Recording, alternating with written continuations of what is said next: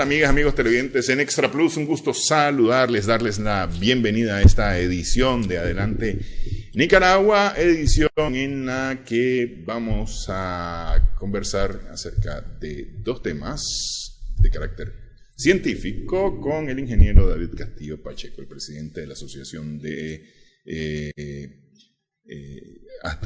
Astrónomos y Astrofísicos aficionado de Nicaragua, Astroní. Muchas gracias, ingeniero, por estar con nosotros.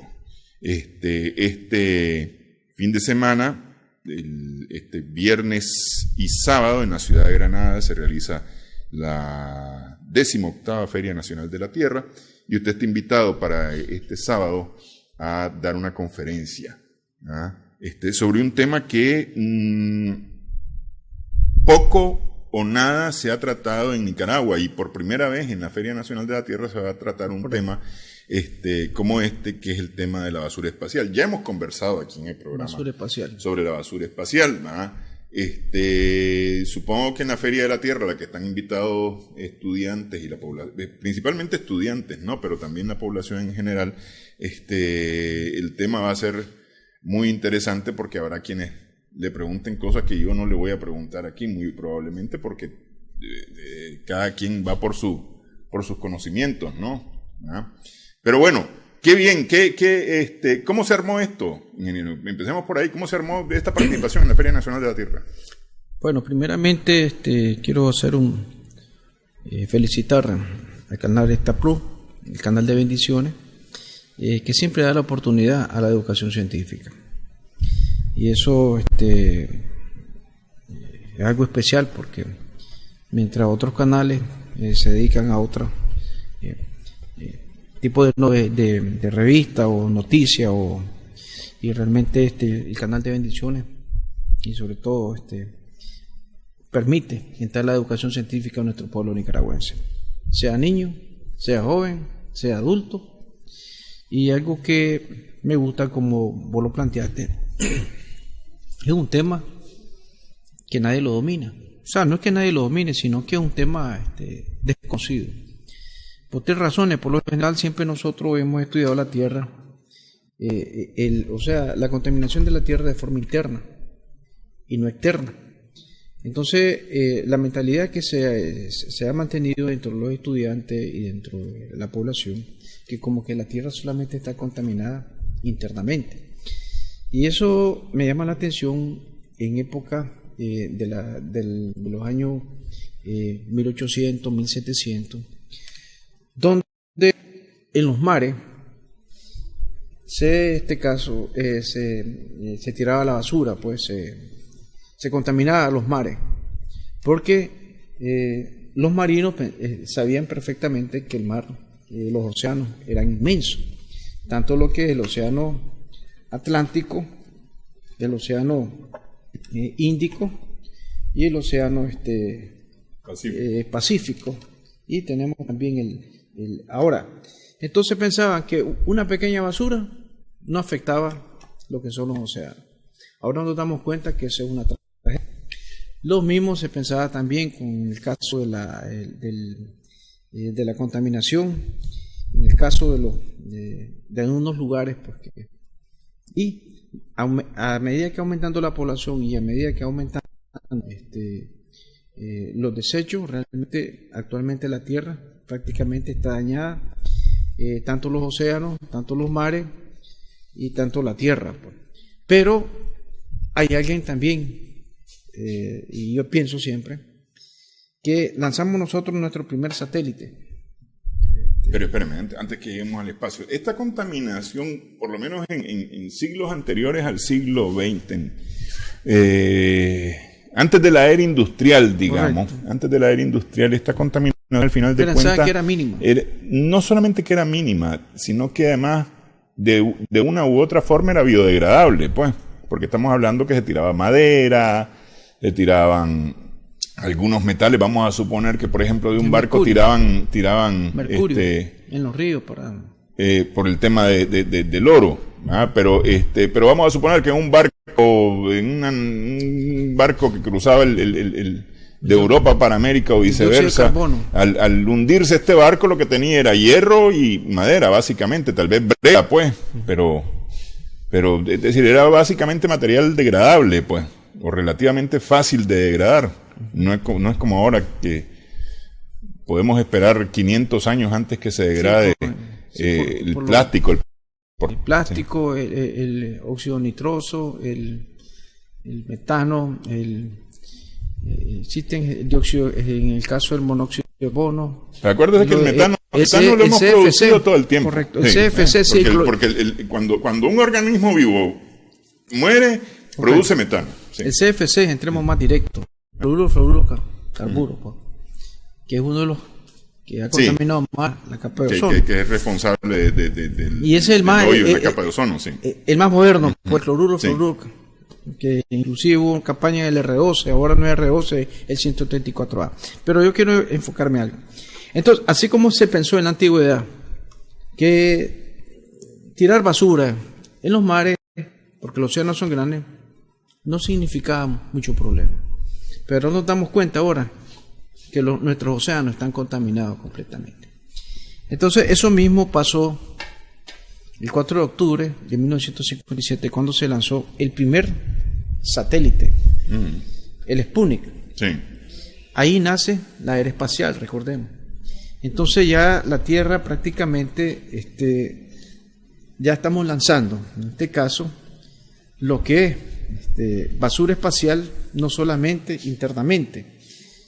Una cosa es basura interna y otra cosa es basura espacial. Entonces, cuando se lanzó primeramente el Sputnik, entonces ahí nace no la revolución industrial, sino la revolución, en este caso, espacial. Entonces ya comienza la era espacial, donde los Estados Unidos y la Unión República Soviética comienza lo que nosotros conocemos, el lanzamiento de lo que son los satélites, los cohetes y todo aquello que nosotros conocemos. Entonces, ¿qué pasa? Espérame, antes que avancemos, porque me quedé. Esta es una réplica a escala del satélite Sputnik, el primer satélite. Y no es una réplica o no es una escala tan pequeña, porque lo cierto es que el Sputnik tampoco era enorme. No, era pequeño. Sí, el Sputnik era más o menos del tamaño de una persona, ¿no? Sí, era pequeño, andaba, pero ¿no? Lo importante aquí es que el objetivo era identificar en lo que es, recordemos que nosotros tenemos vimos la troposfera, después tenemos la exósfera, la mesósfera, la ionósfera, la termósfera, tenemos donde nosotros vivimos y tenemos la estratosfera. Entonces, por lo general los satélites están más allá, en este caso, no de la troposfera y no de la estratosfera, sino de la ionósfera y lo que es la termósfera, lo que es la exósfera. Entonces, en el caso del Sputnik estuvo en lo que nosotros conocemos, porque no tuvo una altura bastante alta, pues. Estuvo más o menos en lo que nosotros conocemos en la parte de la ionósfera para ver las ondas de radio. Pero el punto no es ese, el punto es que cada uno entonces comenzó el comienzo de la era espacial. Entonces, como existía, algunos llaman la Guerra Fría, pues, pero realmente no es el nombre así, de Estados Unidos y la Unión Soviética, y comenzaron a enviar satélites y comenzó la revolución que nosotros conocemos, la revolución espacial. Pero hay un problema, sí. Cuando se lanzaba, en este caso, un satélite, eso tenía una vida útil. Entonces, cuando esa vida útil terminaba, entonces ellos orbitaban alrededor de la Tierra. Y entonces ya se comenzaba a convertirse en basura espacial porque estaba orbitando. Recordemos que existen después de cumplir sus funciones y su vida útil, quedaba orbitando siempre. Orbitando. Pero hay un problema. En vez se perdían el nivel de órbita. Sí, reducían su velocidad y entonces empezaban a caer. Correcto, ingresaban a la Tierra y por la fuerza gravitatoria que tenía la Tierra comenzaban a caer como basura espacial. Algunos caían en lugares, lógicamente, como en el caso de la Tierra, el 70% es agua, me refiero a agua de mar, pues, y el 30% era agua, era tierra. Entonces, a como caer, en el mar o en el océano, podía caer también en un lugar desértico. Pero como la población ha aumentado, entonces ha habido una preocupación. Pero algo interesante en esto es lo siguiente. Después que la Unión Soviética, después de los Estados Unidos, comenzaron a ingresar nuevos satélites, comenzó otro desarrollo, los cohetes. Entonces ya los cohetes prácticamente también, y hubo, recordemos los viajes, el de Gagarin y el proyecto Gemini, el proyecto Apolo, el proyecto... entonces, cada quien... Entonces, ¿qué pasaba? Cuando se lanzaba un cohete, lógicamente dejaban desechos de los que ellos percibían. Por ejemplo, los cohetes por lo general tienen lo que se llama nosotros, donde se cargaba, por ejemplo, de combustible. ¿Me explico? Entonces, una vez que entraba a la atmósfera, vi como chatarra también. ¿Eso queda ahí o empieza a caer por la fuerza gravitatoria? Es que depende a qué órbita esté. Es decir, vamos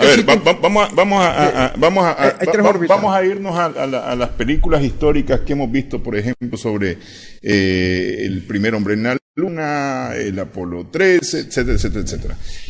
El Apolo 13 no llegó. Y entonces se mira que sale el cohete y se desprende. Y entonces empieza por fases, empieza a deshacerse de parte del cohete. Entonces, ¿qué sucede con esas partes? Dependiendo a qué altura esté. Existe, recordemos que existe la línea del Kármán. La línea del Kármán es alrededor de 100 kilómetros, pero para vencer la gravedad, recordemos que son 42.000 kilómetros por hora. Una vez entonces que entren, comienzan a desprenderse, hay dos opciones, dependiendo de la altura. Si se desprende, puede convertirse e inmediatamente cae a la Tierra o orbitando. Entonces existen 3 órbitas especiales. Tenemos 4 órbitas. Tenemos la Leo. La Leo es a 1000 kilómetros. Tenemos una imagen ahí, tal vez me gustaría que la pusiéramos, donde salen toditas cómo está formada la atmósfera, donde sale el Sputnik. Entonces tenemos entonces la Leo es a 1000 kilómetros. La MEO es a 10.000 kilómetros. No es esa. Es una donde se miran las capas de la atmósfera. Ahí sería bueno, sí. Tenemos la GEO ahí. La geoestacionaria está a 36.000 kilómetros. Esa está menos contaminada. Pero tenemos la MEO que está aproximadamente a 10.000 kilómetros. Sí, que es la que está más cerca de la Tierra. Sí. Y, está una más cerca, que es la LEO, que es a 1.000 kilómetros. Ok.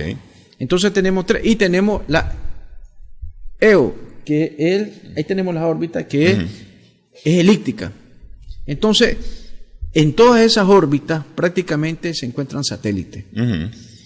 Pero la órbita más, en este caso que se encuentran más satélites y más desechos, está en la LEO y en la MEO. O sea, está a 1000 y a 10.000 kilómetros. En la geoestacionaria todavía son pocos. Entonces, el problema que existe es lo siguiente. Cuando entró entonces, la competencia solamente era Estados Unidos y era en este caso lo que es la Unión Soviética. Pero después se ingresaron otros países, vino Inglaterra, vino Francia, vino China, vino la India, vino y todo el mundo actualmente quiere tener su satélite. El problema es que las Naciones Unidas, inclusive en el 96 se reunieron. ¿Qué va a pasar con tanto una vez? Porque no hay, aunque existen papeles escritos de la responsabilidad de cada uno que envía algo al espacio, ¿qué va a pasar con esa chatarra? ¿Qué pasa cuando termine su vida útil? Y no solamente estamos hablando de satélites, no solamente estamos hablando de desechos de cohetes, estamos hablando de tuercas, arandelas que andan orbitando a una velocidad de 30.000 kilómetros por hora. 7 veces aproximadamente la velocidad de una bala. Sí, son Pero también no solamente están los cohetes, los satélites, desechos, sino también están las estaciones espaciales. Recordemos que en 1979, tal vez ponemos ahí, están los desechos, por ejemplo, que estamos viendo. Esos andan a una velocidad que si agarran, por ejemplo, la estación espacial ISIS, esa velocidad es destructiva. Pero, por ejemplo, el primer desastre que hubo fue con Skylab. Fue en 1979. Tal vez cuando ahí tenemos la estación espacial Skylab. Cuando cayó, lograron ellos manobrearla porque iba a caer en Canadá, pero logró caer casi en el Océano Índico y una parte cayó en Australia. Parte de los desechos. Entonces, esa estación espacial, estamos hablando de que tenía una inmensidad bastante, casi 70 toneladas, pues me explico. Sí. Entonces, produjo lo que nosotros conocemos basura espacial, no tanto basura espacial. Esa basura, cuando pierde, ingresa a la Tierra. Ok, ¿qué es lo que se ha planteado? Espérenme, vamos a hacer una pausa, pero para regresar después de la pausa, ¿qué es lo que se ha planteado para deshacerse de la basura espacial? ¿Cuál es la idea que tiene la humanidad para deshacerse de la basura espacial? Y se lo pregunto porque es que hay cosas como, por ejemplo, la otra vez hablábamos del artefacto que se puso en el cometa, por ejemplo. Y eso ahí quedó. Así. Ese ahí quedó, ese ahí anda viajando con el cometa. El que fue a Plutón. Ahí quedó. Ese ahí queda también. Sí, pero vamos a hacer la pausa. Y al regresar de la pausa, hablamos sobre estos temas con el ingeniero David Castillo Pacheco.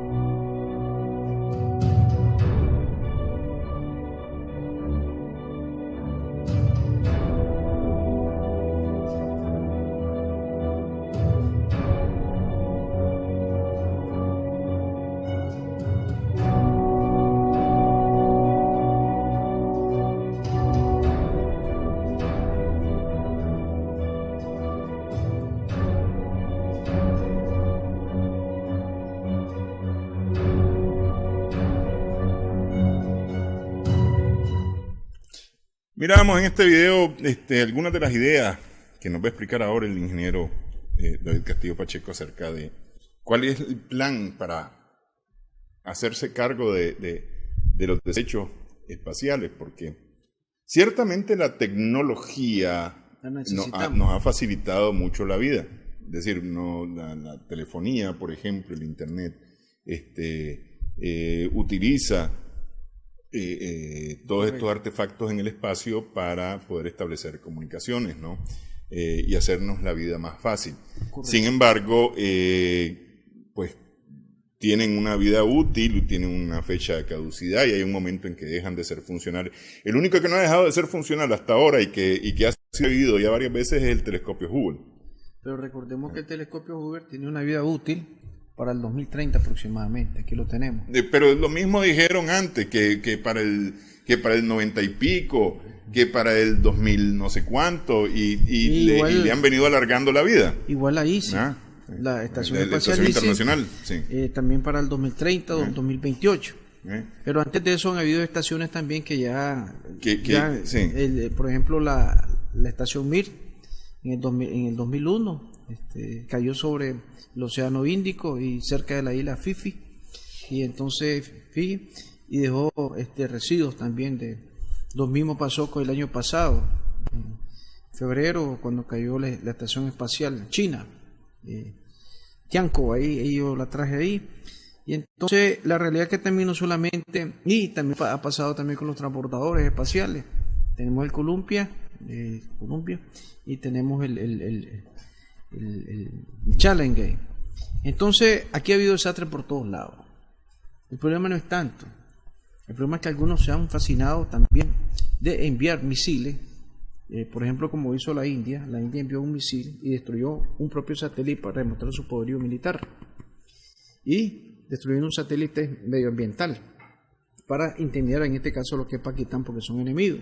Pero esa basura espacial a esa órbita sigue orbitando. Lo mismo pasó con China. Increíble, China desbarató también a través de un misil lo que es otro satélite, y esa basura, esa integración sigue orbitando. Y increíble, a pesar que Estados Unidos, a pesar que la Unión Soviética, que actualmente es Rusia, China, al desbaratar ese satélite, produce más basura espacial. Entonces la situación que nos encontramos ahorita se da un fenómeno muy particular. Se llama el fenómeno de Kessler, de Donald Kessler, el efecto dominó que le llaman. Se puede dar el efecto dominó. ¿Cuál es el efecto dominó?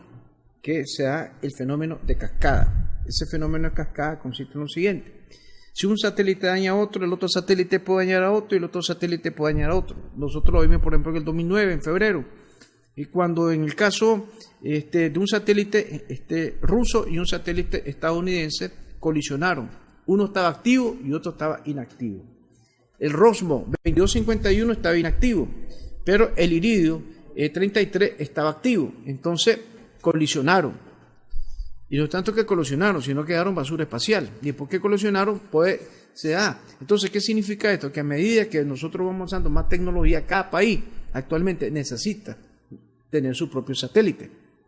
Ahí tengo una imagen yo, porque por ejemplo, el año pasado, el 2018, ya Costa Rica tiene su satélite. Después ponemos ahí, ahí salimos nosotros, qué países tienen satélite.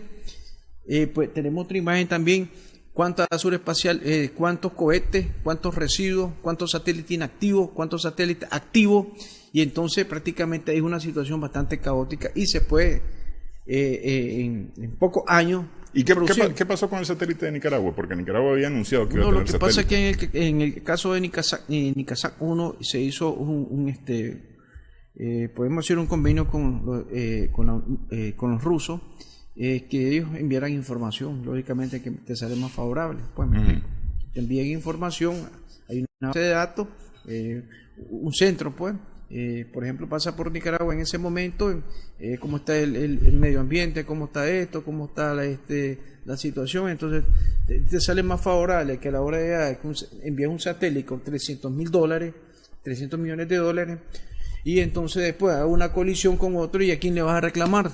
Esa es la situación que hay, porque el problema de los satélites y y algunos artefactos que se están orbitando no solamente es que es basura espacial, sino contienen lo que se llama hidracina. Es un componente químico y completamente canceroso y te afecta a la salud. Y hay otros que tienen reactores nucleares también. Contienen el uranio 235, 236, o 237 o 238. Entonces el problema no es tanto eso, el problema es que contienen lo que tal vez miramos una imagen ahí donde algunos cráteres que ha caído en algunos países, por ejemplo, ha caído en Uruguay, ha caído en Arabia Saudita, ha caído en Canadá, ha caído, por ejemplo, en Mongolia, ha caído en eso. Entonces ahí miramos todos esos artefactos que no son meteoritos. Hay que definir. Entonces la basura espacial se ha incrementado no solamente en la órbita que yo mencionaba anteriormente, sino se ha incrementado de forma. Y cuando, como usted mismo manifestaba, cuando ellos pierden velocidad en su órbita, entonces comienzan a descender y se convierte en basura espacial. ¿Y cuál es el problema? Debido al crecimiento poblacional que tenemos actualmente, lógicamente ahora puede caer en cualquier lugar poblado. Sí, el problema principal consiste en que son piezas tan grandes en tamaño, que al entrar en la órbita, en la atmósfera terrestre, no logran desintegrarse por completo, y entonces ahí quedan piezas como las que mirábamos en esas fotografías y que pueden causar daño a personas, a viviendas, a lugares, ¿no? Ahora, pero quiero finalizar en algo. Solo proyectos hay. Ajá, ok. ¿Cuáles son los proyectos que hay? ¿Cuáles son las ideas? Bueno, uno de ellos es, tal vez ponemos a través del láser desintegrarlo. Otro proyecto era que supuestamente se enviaba un misil desintegrar, pero desintegrar algo y lo creas en partículas, que es lo mismo. Otro es crear un cementerio más allá de la órbita geoestacionaria y que queden orbitando más allá de la Tierra, para evitar pues que la fuerza gravitatoria y que pierdan. Otro sistema es el que está inventando, por ejemplo, los japoneses, que se llama KITA, que consiste en capturar esa basura. Otro proyecto es también de los suizos y que está con la Unión Europea, en este caso, con la ESA, es capturarlo y tratar de enviarlo a través de lo que es un láser o con una vela sacarlo, ¿no?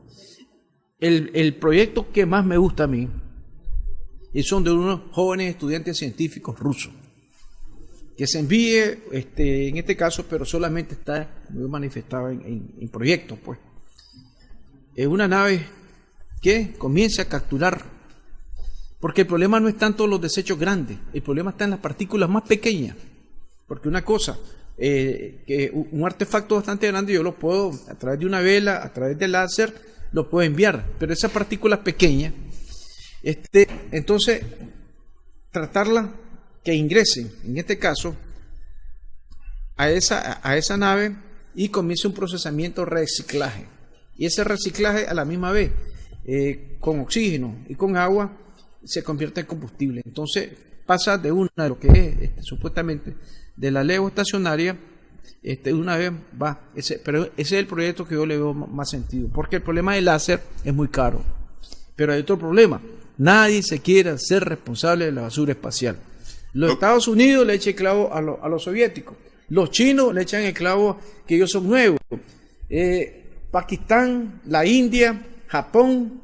Y entonces todos están ahí, y ese no es nuestro problema, dice, aquellos son los que tienen más. Entonces las Naciones Unidas está preocupada por tanta chatarra, tanta basura espacial que está orbitando alrededor de la Tierra. Entonces nosotros, los seres humanos, no hemos hecho daño no solamente a la Tierra internamente, sino externamente. Ok, dejo la pregunta para después de la pausa. ¿Solo basura sabe producir el ser humano, entonces? Es decir, ya contaminamos aquí el planeta y ahora estamos contaminando alrededor del planeta. Regresamos en breve. Seguimos conversando con el ingeniero David Castillo Pacheco.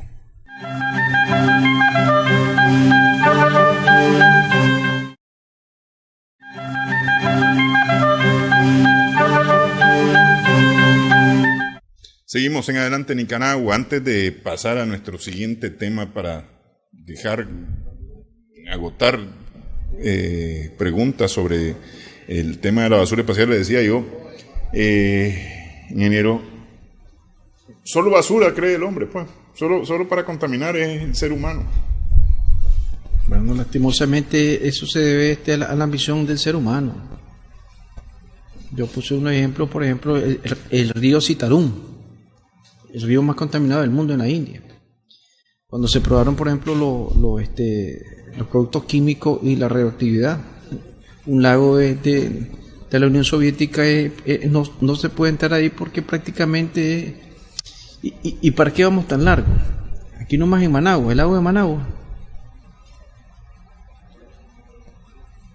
O sea, que prácticamente el ser humano, su ambición económica, su ambición ha llegado más allá que ha destruido la propia tierra. El problema es eso, las consecuencias algunos piensan que es a largo plazo, pero en vez de las consecuencias uno mismo. Por ejemplo, observamos, el crecimiento poblacional prácticamente ha destruido ríos, ha destruido todo. Entonces, aquí lo más importante es lo siguiente. Tenemos que saber prácticamente lo que está pasando. Y son las potencias del mundo las que realmente han permitido la mayor contaminación del mundo. Y yo no estoy en contra de la tecnología, porque estar en contra de la tecnología es estar en contra del desarrollo científico. Pero si yo envío un satélite, ¿y por qué no me hago responsable yo una vez que termine su vida útil de tratarlo, pues, o un mecanismo que haga que realmente que él se destruya pero sin causar basura espacial? Pero no, oye, va a seguir orbitando y en cualquier momento. Ese es un problema. El otro problema es que los tratados, la Nación Unida, aunque esté preocupada, prácticamente nadie se hace responsable. Pero es que usted mencionó una cosa importante, que es el tema del dinero. A mí me parece que ese es el gran mal. Es decir, y yo no digo que el dinero sea malo, sino la ambición por tener el dinero ya y en cantidades astronómicas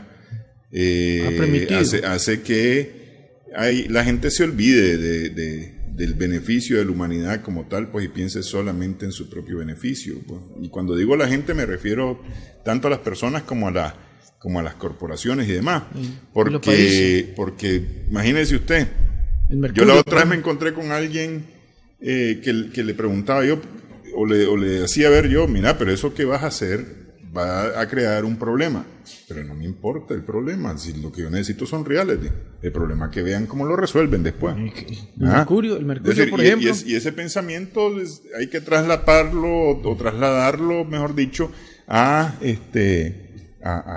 grandes industrias, a grandes corporaciones, pues, porque es el mismo pensamiento. Por ejemplo, el Mercurio, los ríos se contaminaron. Sí. Por ejemplo, a los niños, aquella cuestión que se vendían aquellos juegos, no le metían inteligencia a los niños si no era juego.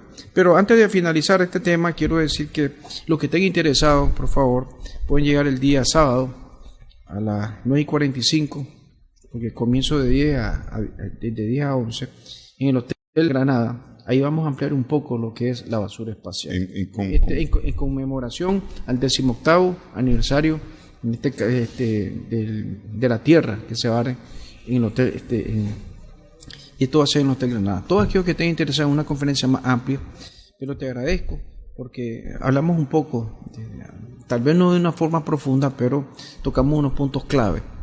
Lo bonito aquí es crear conciencia, y esa conciencia, el hecho que usted ahorita, pero puede afectar a nuestras nuevas generaciones. Sí. Entonces, esta es la conferencia, o este es el tema de la conferencia que va a dar el ingeniero David Castillo Pacheco, en la basura espacial en la Feria Nacional de la Tierra, que se desarrolla este viernes y sábado en el Hotel Granada, en la ciudad de Granada. La conferencia de él empieza en punto a las 10 de la mañana el día sábado 8 de junio, 8 de junio, en el Hotel Granada. Así que para que los que estén interesados y puedan llegar, pues muy bien. Vamos a hacer una pausa, vamos a cambiar de tema, vamos a continuar conversando con el ingeniero David Castillo Pacheco, pero vamos a cambiar de tema. Vamos a hablar acerca de los rayos. A propósito, hace un par de días hubo una tormenta eléctrica muy fuerte, especialmente en el Pacífico. Regresamos en breve en Adelante Nicaragua.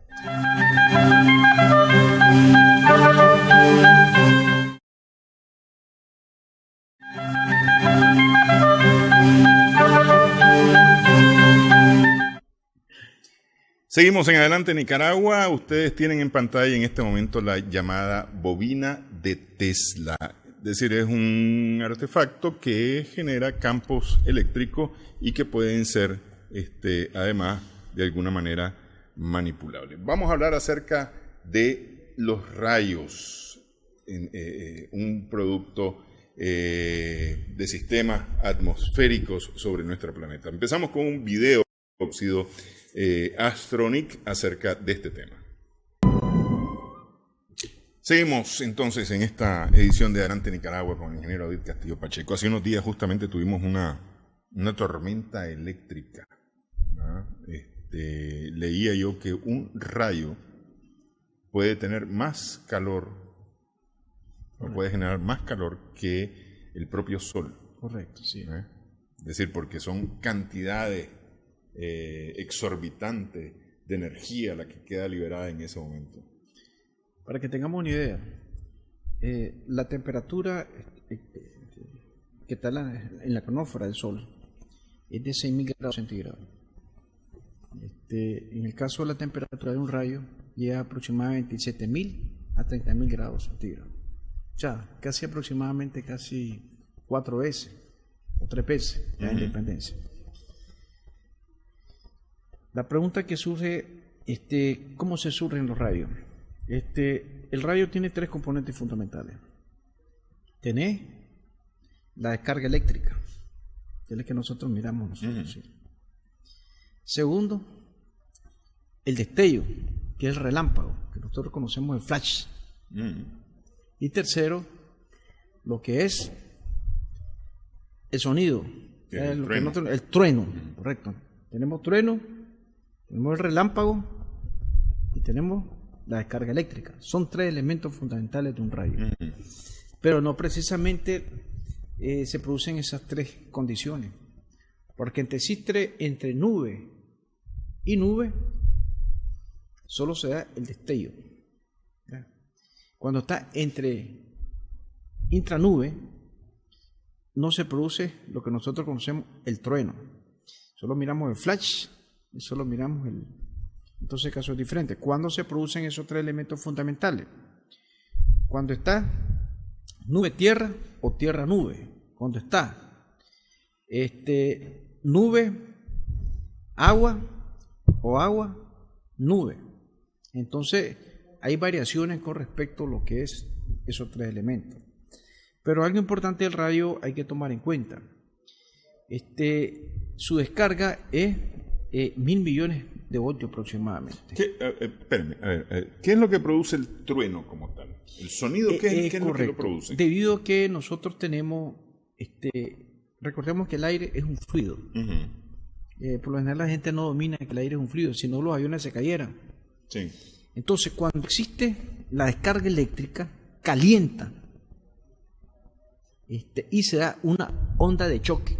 Una ruptura en el fluido. Es correcto. Entonces, cuando se da esa onda de choque, ese es lo que nosotros oímos, el trueno. Pero eso no ocurre. Y se da lo que nosotros llamamos la expansión del sonido. Ahí yo traigo una tabla ¿cuánto es la expansión del sonido en el aire? ¿Cuánto es la expansión del sonido en el agua? ¿Cuánto es la expansión del sonido en la madera? ¿Cuánto es la expansión del sonido correcto, no, en el acero? ¿Qué le pregunto? Porque es que usted dice que cuando hay una descarga eléctrica en las nubes o entre nubes, no hay trueno. Pero es decir, de una u otra forma, ahí hay un rompimiento del fluido aire. Pero es que están unidas. Y no es lo mismo cuando está el aire caliente y está el aire frío. Hay 2 cosas muy diferentes. Si usted observa cuando mira una nube y en vez de solo hace el flash. Sí, pero yo he llegado a ver tormentas en cuales no hay rayos bajando, digamos, no hay una rayería, sino que lo que vemos es las nubes encendiéndose y se escucha el pero no a tanta inmensidad como cuando va por rompiendo. Distancia. Pero no, es que tal vez lo que quiero explicarle, recordar que entre más alto, el aire disminuye. Y es la razón que ya pasamos la troposfera, ya no hay no hay aire, oxígeno, pues, en otras palabras. Entonces, pero a medida que te acercas a la Tierra, es mayor. Es la razón que por ejemplo, la falta de oxígeno, en otras palabras, la falta de nitrógeno, es como cuando vos vas, por ejemplo, a los Andes, a Bolivia, esos lugares, o al Ebre. La falta de oxígeno, entonces, ¿qué pasa? Entonces, no permite. La altura no te permite, pero si hay una descarga en la Tierra, ya es diferente. ¿A dónde es más denso el aire? ¿A mayor altura o menor altura? Cuando hay menos aire, en otras palabras, a mayor altura hay menos. Ese es cuando el aire es más denso. Más denso. Pero hay que tomar en cuenta algo también. En el caso del rayo, hay que tomar en cuenta los lugares donde existe más rayería y donde realmente son más propensos. Cuando existe contacto el aire frío con el aire caliente, se producen los rayos. Por ejemplo, en el mundo, y eso quiero definirlo, en el mundo donde existe más rayos y está en los Guinness Record, aquí tenemos el lago en Venezuela, que es las Catatumbo. Ahí tenemos una imagen de nosotros. Ahí es donde existe más rayería en el mundo. Porque como está en la línea ecuatorial, en este caso el aire caliente que produce el mar Caribe, junto con lo que es el aire frío, se produce la mayor rayería en el mundo. El río se llama Catatumbo, en Maracaibo, Venezuela. Pero existe otro lugar, que es, en este caso, Australia, en Darwin también. Se produce lo que es la mayor rayería en el mundo. Entonces, pero con respecto a los rayos hay que definir cuántos tipos de rayos existen. Están los rayos bifurcados, que es lo que nosotros conocemos como ramificados. Está el rayo que se llama staccato, que es muy diferente. Y está el rayo flash. El rayo flash es el rayo que solo vemos nosotros, como cuando le digo entre nube. Ahí tenemos esas cuatro correcto. imágenes. Entonces ese es ramificado. Si usted observa que el que está al lado derecho ahí, entre una nube y otra nube. Sí. Ese rayo no es peligroso porque no baja a la Tierra. El rayo de allá sí baja a la Tierra, los otros sí bajan a la Tierra. Pero ahí está, entre nube y nube. Los dos de abajo, sí. Correcto. Miremos la otra imagen, por favor. Los de arriba son el llamado bifurcado, están los de nube. Ajá. Otra imagen, por favor, ahí para que miremos Y el bifurcado es cuando nosotros conocemos, ese es el ramificado. Entonces ahí estamos observando, esos sí son peligrosos. Sí. Porque la carga positiva y la carga negativa. El negativo busca el positivo, al revés. Alguien me dijo, puede salir un rayo de la Tierra. El negativo busca el positivo. O entre nube y nube, el negativo busca el positivo. O entre otra nube, una nube está cargada positivamente y la otra negativamente. Entonces ahí se da la difusión. También se puede dar entre el agua, ahí está, el agua y la nube. Sí. Recordemos que el agua está cargada eléctricamente, entonces estamos viendo. Y es posible que, es decir, siendo el agua un conductor, es posible que alguien que esté, no sé, pues digamos a medio kilómetro, por ejemplo, de esa rayería pueda morir electrocutado. Que esté nadando a medio kilómetro de esa rayería pueda morir electrocutado. Es que recordemos que el agua es buen conductor. Por eso. Es que esta es dependencia en primer lugar, del estado que se encuentra el agua. Explico. Segundo, tenés que tomar en cuenta el nivel del rayo. Recordemos que todos los rayos no son iguales. Hay descargas eléctricas que son más potentes. Si usted observa, por ejemplo, hay unos que suenan más fuerte. Está en dependencia de la distancia. ¿Cómo yo puedo medir la distancia de un rayo?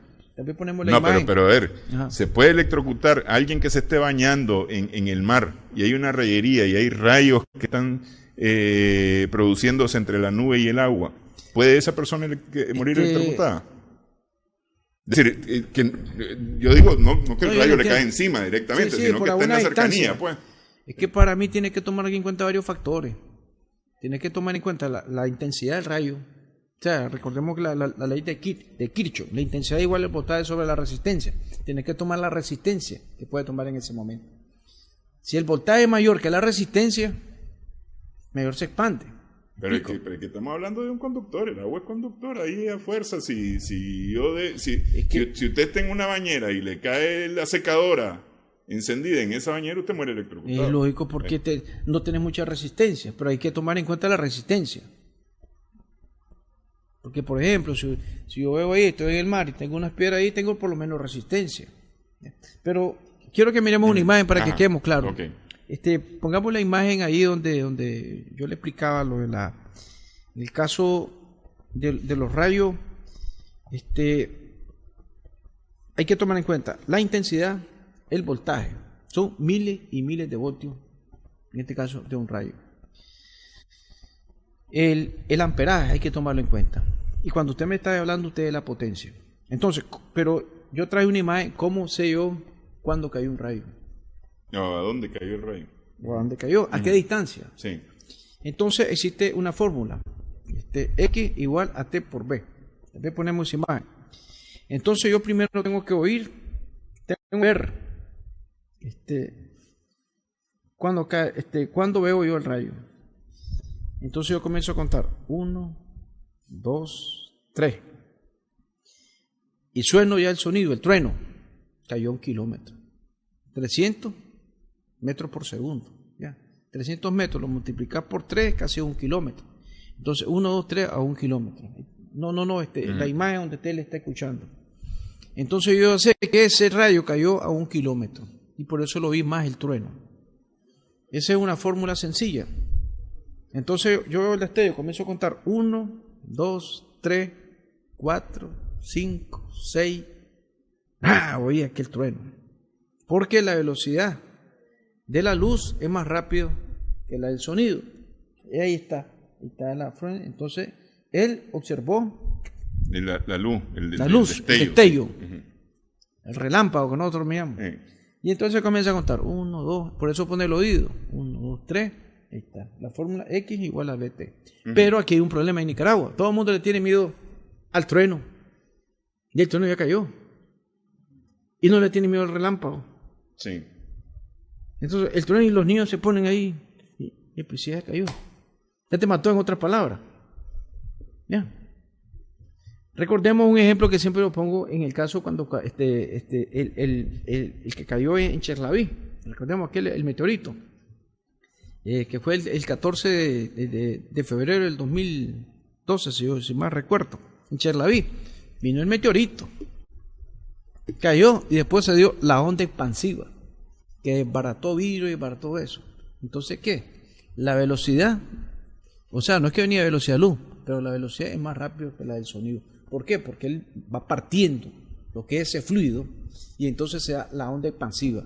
Un ejemplo que yo siempre he puesto yo, cuando vos tirás una piedra en el agua y nosotros observamos una que se va formando primero un círculo pequeño y después se expandiendo otro círculo. Ese es un ejemplo de una onda expansiva. En el caso del agua también, que es un fluido también, pero en el caso del aire pasa lo mismo, lo que pasa es que vos no lo percibís. Claro, sí. Pero algo que quiero mencionar, estamos hablando en este caso del radio, pero ¿cuáles son las ventajas y cuáles son las desventajas de los rayos? Hay ventajas y desventajas, fíjese. Increíble. Una de las principales desventajas es que no es acumulable. Es decir, porque muchos han dicho, aprovechemos la energía del rayo. Ya hay proyectos. Pero todavía no se han hecho. Ya hay proyectos, sí. Son ideas todavía. Ideas, correcto. Inclusive, por eso yo traje la bobina de Tesla, porque Tesla, ese era su objetivo. En su bobina de Tesla, acaparar todo lo que es una energía. Y si nosotros queramos, porque es una energía limpia, y entonces esa energía nosotros la acaparamos, realmente sería una gran ventaja.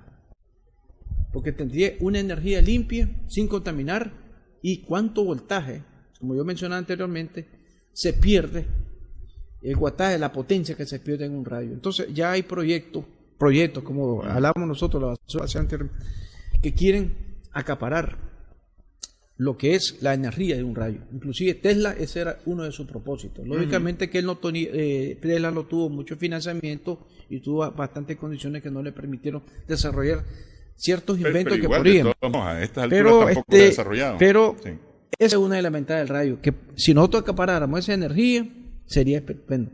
Pero hay algo lindo también del rayo. Ujú. Produce ozono. Ah, bueno, sí. Ujú. Ozono, cuando hablo de ozono, 3 moléculas de oxígeno. Ahí tenemos miramos nosotros las moléculas de oxígeno. Entonces, el ozono, recordemos que el problema es que el ozono se produce en lo que es en la tropopausa, que no usamos, la estratosfera y lo que es la troposfera, donde lo vimos. Entonces ahí es el ozono, pero el problema es que en el caso del ozono que producen los rayos es más abajo, es en la troposfera. Entonces, pero esa es una de las ventajas también, que nosotros pudiéramos aprovechar ese ozono realmente es espectacular. Sí. Pero son las ventajas que estoy hablando del rayo. Pero ¿cuáles son las desventajas? Ujú. Entonces, la desventaja del rayo es que tenemos que tener cuidado con los rayos. Por lo general, cuando hay rayería, a algunos niños les gusta andar jugando. Después de eso, en unos lugares no hay seguridad. No tienen lo que nosotros conocemos los por la tierra. Unos edificios no tienen pararrayos. Por ejemplo, en 1752, tal vez ponemos ahí a Benjamin Franklin, inventó lo que es el pararrayo. Puso una cometa en Filadelfia, la amarró con una llave y se dio cuenta que las nubes estaban cargadas eléctricamente. Sí. Entonces cuando bajó en este caso la cometa, miró que la llave estaba cargada eléctricamente. Entonces él fue el creador del pararrayo. Lastimosamente en Nicaragua no todos los lugares tienen lo que conocemos pararrayo. Aún más las personas están viendo televisión, están haciendo otras cosas, si es posible se están bañando en una laguna tal vez, en un río, y está la rayería. Pero ¿cómo puedo identificar yo que puede existir rayería? Existen 3 tipos de nubes, pero esos 3 tipos de nubes tienen sus derivaciones. Está el extracto, está el acirro y está el acúmulo. Entonces el extracto prácticamente está abajo, pues. Esa, aunque pase, no pasa nada. Eso es lo único que te puede servir es para que no te dé el sol, pues. El acirro siempre está más arriba, pero el acúmulo, y si es nimbo, aquellas nubes negras. Tal vez ponemos la imagen de esa nube negra, pero además alta, una nube, es decir, tiene 15 kilómetros. Gruesa, sí, gruesa, tiene 15 sí. kilómetros aproximadamente. Entonces, cuando nosotros miramos una nube cúmulo nimbo, eso sí es peligroso, porque están cargadas eléctricamente positiva y negativamente. Tal vez ponemos esa imagen ahí de las nubes cúmulo nimbo. Entonces, esa es una forma de identificarlo. Pero hablando de la seguridad también yo quiero definir, ahí está el acúmulo nimbo, pero trae una imagen que cómo se ve en la realidad, sí. La nube. Lo más importante aquí es la seguridad, no desconectar los equipos eléctricos en el momento. Yo traigo una imagen ahí del acúmulo nimbo. Dele, que ya estamos en la hora. Entonces, seguridad sobre todo, la seguridad de conectar todos los equipos eléctricos. Si no tiene seguridad, es el acúmulo. Segundo punto, hay que tomar en cuenta también de que no estar en lugares casetas, en lugares eléctricos, o sea, en un árbol, estar en un poste o estar en casetas metálicas, porque el metal es buen conductor de electricidad. Inclusive hay personas que usan sombrilla y arriba es metálica y no se dan cuenta que a la hora de una descarga ellos son víctimas. Entonces, más que todo, existen sus seguridades con respecto a lo que es cuando existe lo que es la rayería. Pero el rayo es temporal. En el caso de Nicaragua, ¿dónde sucede más rayería? En Chinandega, lo que es el Pacífico, en otras palabras. Ya en los lugares del norte es un poco menor, pero más propenso es Chinandega. Y usted me va a decir por qué. Por lo mismo que explicaba. Como estás siempre a nivel del mar, el aire es más caliente. Entonces, cuando hace contacto con el aire frío, entonces esas nubes se cargan positivamente y negativamente. Bueno, ingeniero, desafortunadamente el tiempo nos vuela. Muchas gracias por haber estado con nosotros en esta edición de Adelante Nicaragua. Que le vaya muy bien en la Feria Nacional de la Tierra. Gracias a nuestras amigas, amigos televidentes por su sintonía. Esperamos que el programa haya sido de provecho para usted.